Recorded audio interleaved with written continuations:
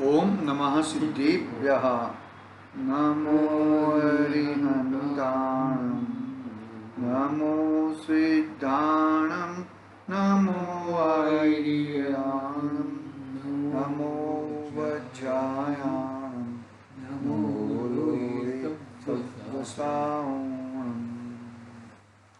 मंगलम भगवान वीरो, मंगलम गौतमो मुनि, मंगलम कुंद कुंजार्यो, जैन धर्मोस्तु मंगलम।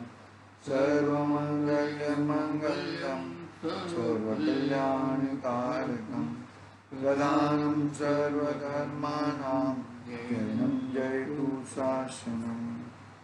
चेतीले चेतन चेत्या वीणा किम चालसे।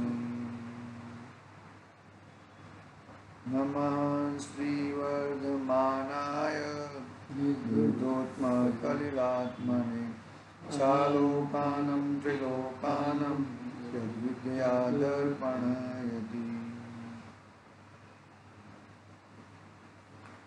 आज श्री रत्नकरण सावकाचार्य नामक महान ग्रंथ अपने सामने विराजमान है।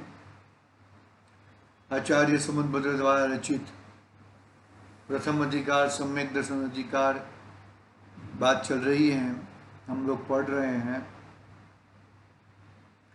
पहले सम्यक दर्शन अधिकार में सम्यक दर्शन की प्राप्ति का उपाय सच्चे देवशास्त्र गुरु का श्रद्धान कहा।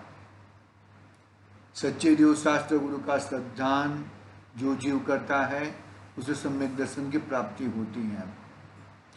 फिर देव का स्वरूप बताया, शास्त्र का स्वरूप बताया और गुरु का स्वरूप बताया। सच्चे देव शास्त्र गुरु का स्वरूप बताया और वो सच्चे देव शास्त्र गुरु के श्रद्धान के बाद सम्यक्त्व के 8 अंग, जिसे सम्यक्त्व के 8 अंग प्राप्त होते हैं, वही सही मायने में सम्यक दृष्टि है। इस संसार सागर को ताड़ना है, संसार को भगाना है, संसार को मारना है, तो प्रथम सम्यक्त्व प्राप्त करना अति आवश्यक है। सम्यक्त्व प्राप्त करना यानी कि बाहर से कोई चीज लानी नहीं है, लेकिन अपने भगवान आत्मा को, अपने वस्तु को, अपने ध्रुव को, अपने ज्ञान का श्रद्धा करना, उसी का नाम है सम्यक दर्शन। व्यवहार से कहा जाता है कि सच्चे देव गुरु शास्त्र का, देव शास्त्र गुरु का श्रद्धा है, और निश्चय से कहा जाता है कि वो देव शास्त्र गुरु किसका श्रद्धान करते हैं, किसका श्रद्धान कराते हैं, तो वो कहते हैं कि अपने आत्मा का श्रद्धान कराते हैं। तो हमें भी अपनी आत्मा का श्रद्धान करना, उसी का नाम है सम्यक दर्शन। फिर आगे बढ़ते बढ़ते आचार्य देव ने 8 अंग में 8 अंगों के जो प्रसिद्ध व्यक्ति हैं उनके नाम गिनाए। फिर सुचिता की बात कही। तो शरीर तो अशुचि पदार्थ है जिसमें 9 द्वार हैं और 9 द्वार में से अत्यंत घृणादायक पदार्थ, मलिन पदार्थ, गंदे पदार्थ निकलते ही रहते हैं, कभी शरीर शुचि होता नहीं है, ऐसा बात बताई। फिर सुचिता, पवित्रता कैसे होती है और शरीर कैसे पवित्र होता है।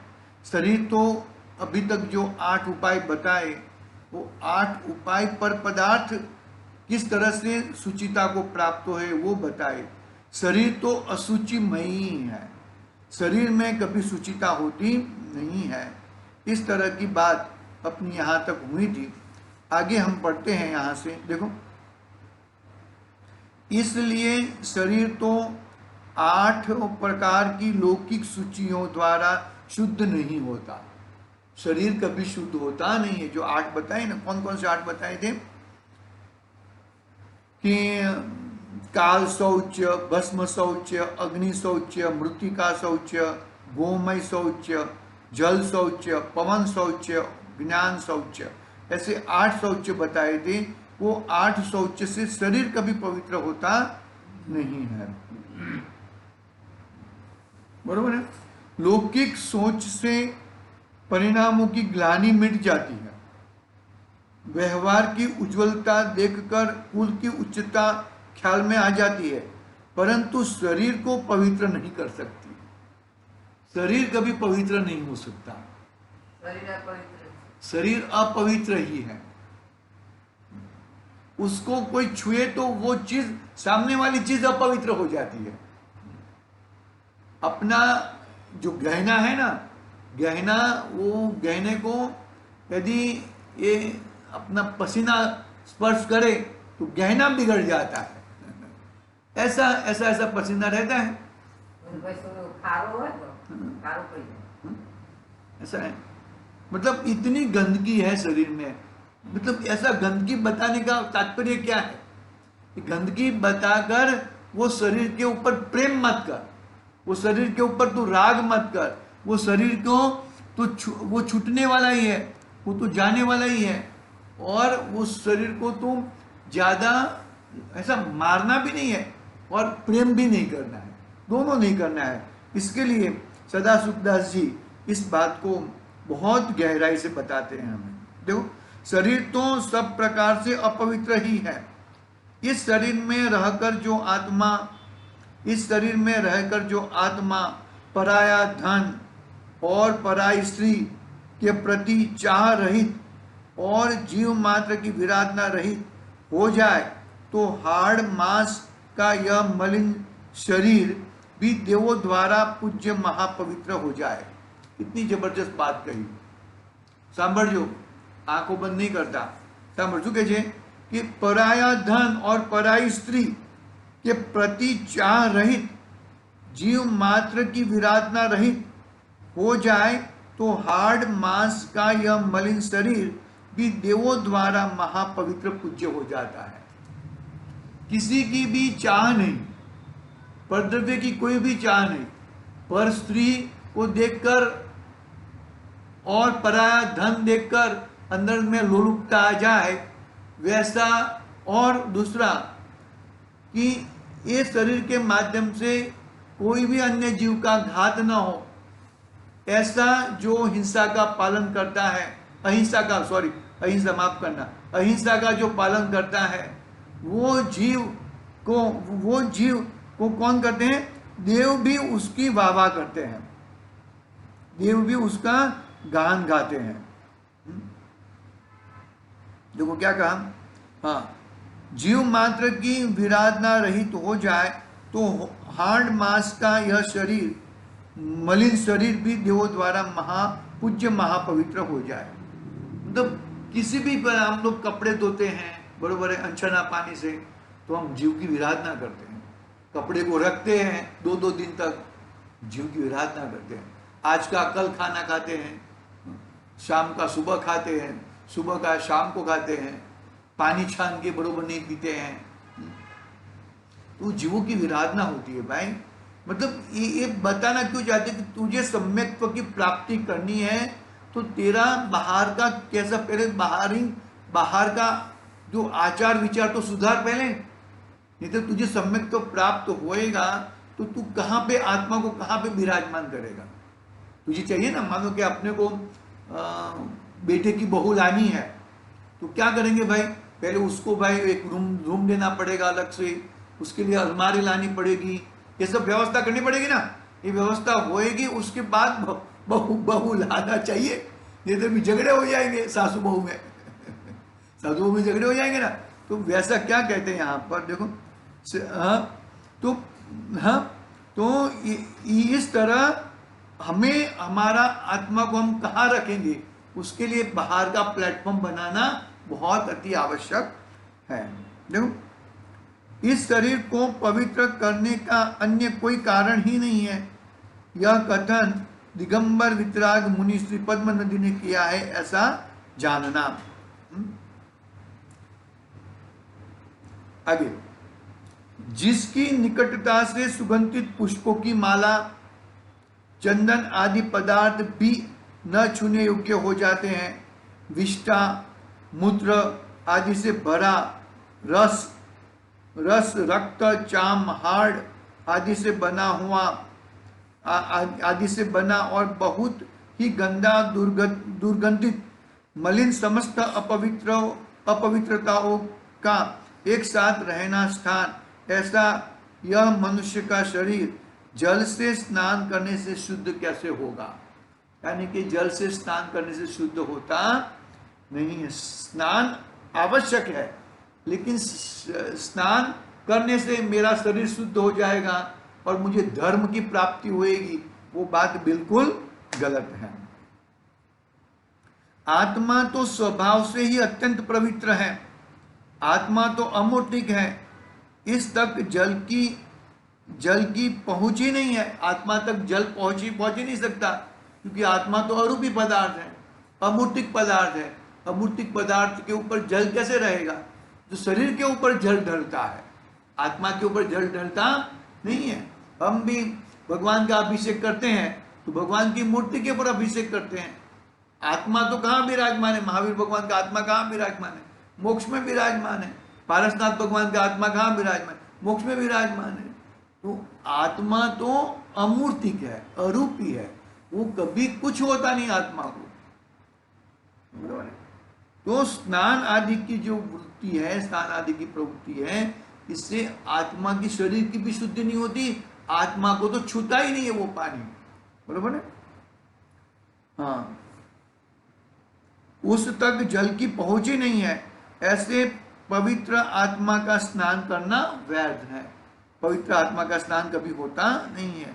यह शरीर, कितनी बार कहते हैं, यह शरीर अपवित्र ही है, वहां वह स्नान करने से कभी पवित्र नहीं होता।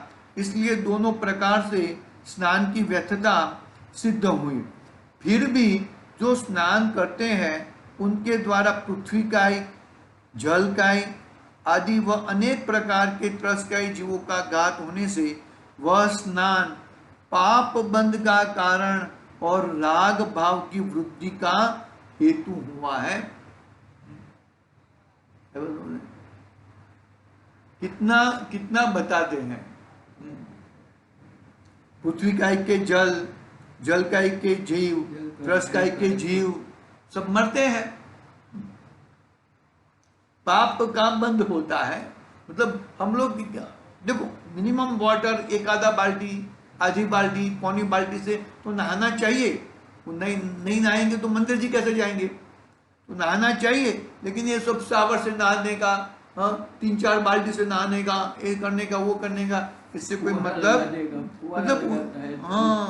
बहुत। अरे सब लोग जाते हैं, वहां पे जाते, कहाँ पे जाते, वो वाटर पार्क में जाते हैं, फलाना करते हैं, क्या क्या दद्दिंग करते हैं मालूम। गृहस्थ का स्नान किए बिना निर्वाह नहीं। देखो कहा ना, गृहस्थ का स्नान किए बिना निर्वाह नहीं है। गृहस्थ को तो स्नान करना अनिवार्य है, परंतु अज्ञानी गृहस्थ स्नान करने से धर्म होना मानता है, पवित्र होना मानता है। ऐसे मिथ्या बुद्धि अनादिकाल से हो रही है। यदि यह स्नान का स्वरूप समझ ले तो स्नान को धर्म नहीं मानेगा और स्नान से पवित्रपना नहीं मानेगा। यद्यपि स्नान के बिना गृहस्थ का समस्त व्यवहार आचार दूषित हो जाएगा और व्यवहार दूषित हो जाने से परमार्थ शुद्धि भी प्रकट नहीं कर सकेगा, परंतु यह राग बढ़ाने वाला है, इसमें हिंसा होती है, इसलिए पाप रूप है। ऐसा सिद्धांत तो करना चाहिए। स्नान से पाप होता है, पानी से जीव मर जाते हैं। इसके लिए जितना चाहिए इतना पानी वापरना चाहिए। ज़्यादा पानी वापरने से गोरा हो जाएगा, ज़्यादा पानी वापरने से शुद्ध हो जाएगा शरीर, ऐसा होता नहीं है। और भी शिक्षा ग्रहण करना। और भी कहते हैं, सदा सुखदास जी ने बहुत सारा अपना ब्रह्मणा खोल दी है।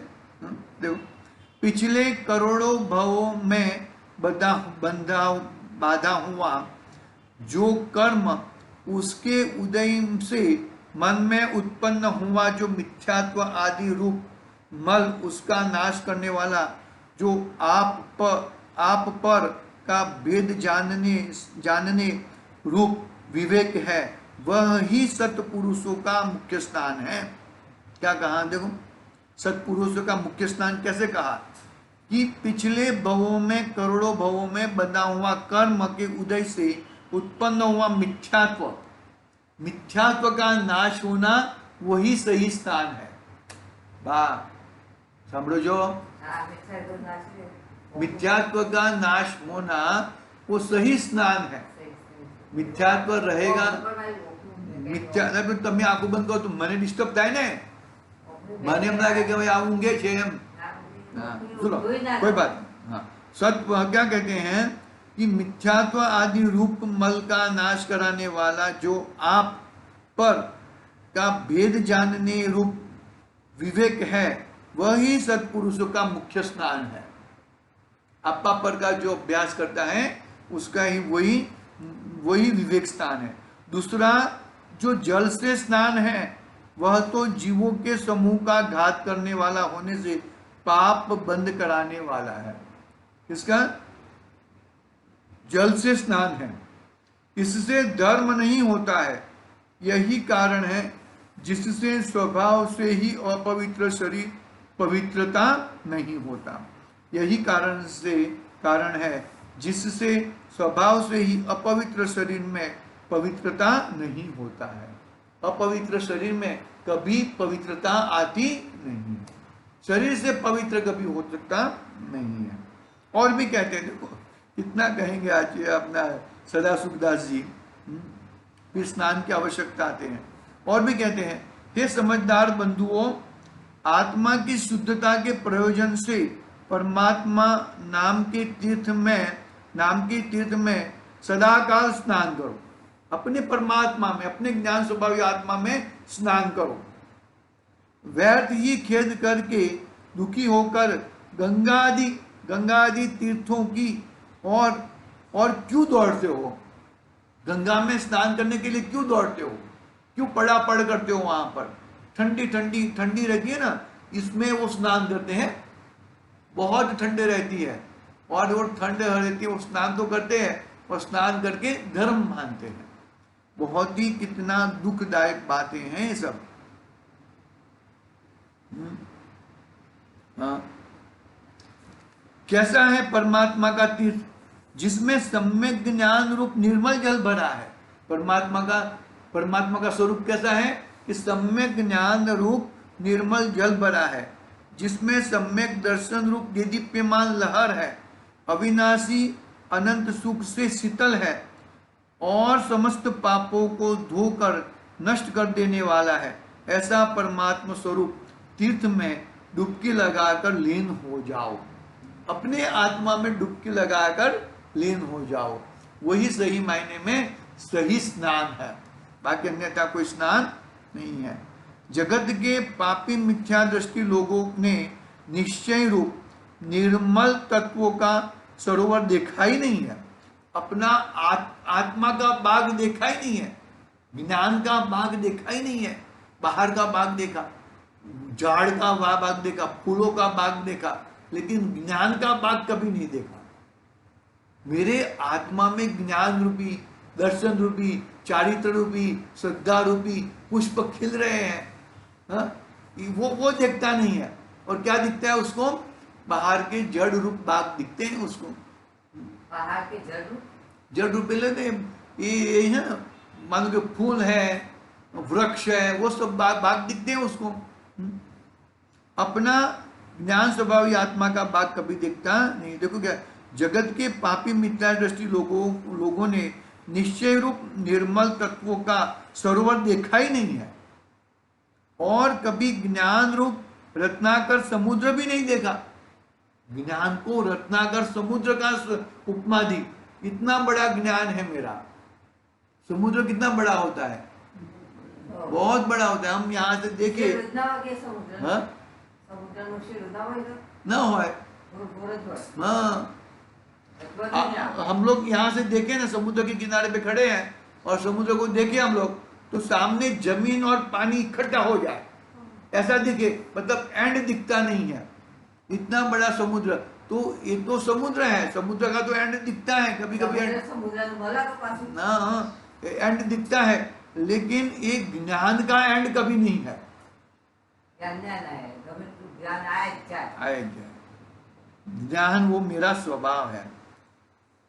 समता, समता नाम की अत्यंत शुद्ध नदी भी नहीं देखी है। समता, किसी भी चीज की समता रखो, शांति रखो, बहुत ही आनंद आनंद होएगा।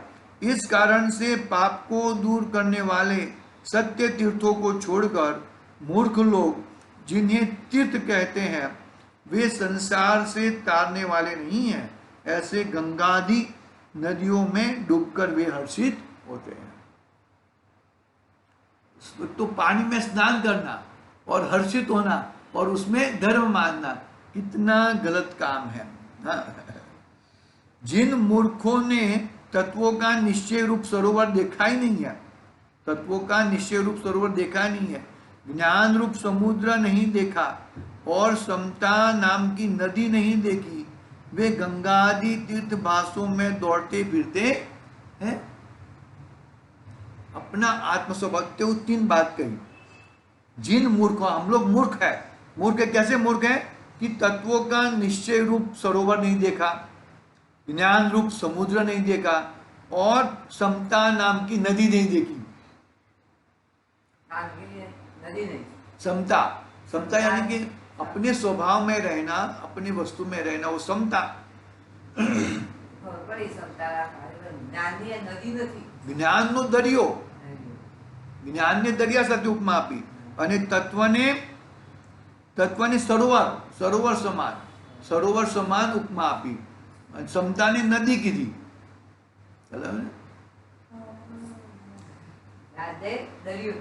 જ્ઞાનને દરિયો કીધો અને તત્વને સરોવર કીધો।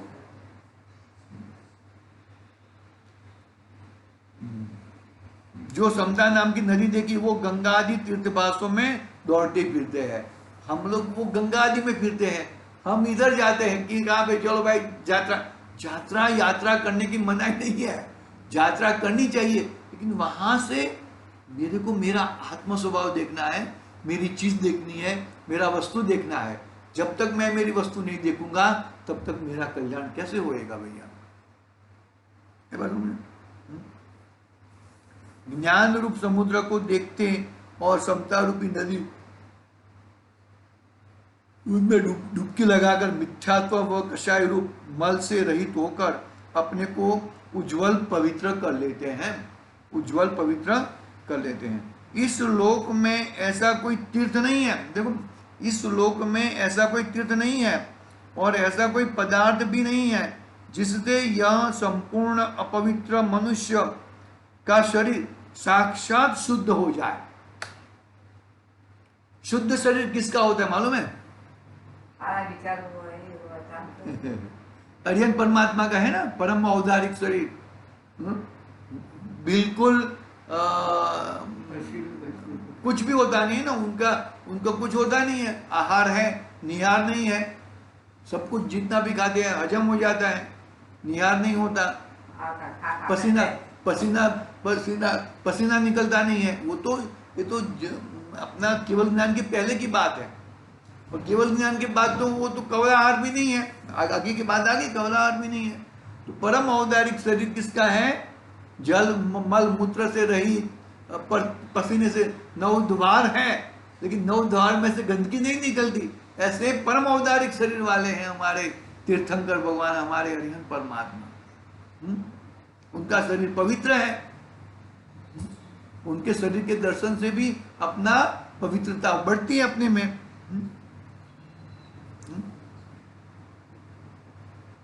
इस लोक में ऐसा कोई तीर्थ नहीं है और ऐसा कोई पदार्थ नहीं है जिससे यह संपूर्ण अपवित्र मनुष्य का शरीर साक्षात शुद्ध हो जाए। साक्षात शुद्ध हो ही नहीं सकता। यह शरीर कैसा है? आदि व्याधि जरा मरण आदि से निरंतर व्याप्त है, निरंतर ही दुखी करने वाला है। सत्पुरुषों द्वारा तो उसका नाम लेने ही योग्य नहीं है। सत्पुरुषों तो उसका नाम भी लेते नहीं है। समर्थ तीर्थों के जल से नित्य स्नान करे, समस्त तीर्थों के जल से नित्य स्नान करे, चंदन कपूर आदि के लेप लगाए, तो भी यह शरीर शुद्ध नहीं होगा, सुगंधित नहीं होगा। रक्षा करते करते भी यह विनाश के मार्ग पर ही चला जाता है। यदि नदी के जल में स्नान करने से ही शरीर शुद्ध हो जाए तो करोड़ों मछलियां, मगर, कछुआ, कीर, गिवर आदि शुद्ध हो जाने चाहिए। वो शुद्ध होते नहीं है, वो शुद्ध होने चाहिए, वो शुद्ध होते नहीं है। यानी कि शरीर के स्नान से मैं शुद्ध नहीं हो सकता। आत्मा का स्नान तो कैसा कहा 3 बातें बताई ना आत्मा के स्नान के लिए, कि मेरा तत्वों का निश्चय रूप सरोवर, ज्ञान का समुद्र और समता रूपी नदी, समता रूपी नदी, ज्ञान का सरोवर और तत्वों का सरोवर, ज्ञान का समुद्र और तत्वों का सरोवर, ये रूप रहा तो ही मेरा सम्यक दर्शन होएगा, तो ही ठीक है, बाकी कुछ ठीक नहीं है। अतः यह लोक मूढ़ता त्यागने योग्य ही है। इस तरह अपना एक टॉपिक पूरा हुआ है। अभी दूसरा टॉपिक कल आएगा, स्नान की आवश्यकता। स्नान क्यों करना चाहिए, उसकी आवश्यकता सदाशिवदास जी बताएंगे।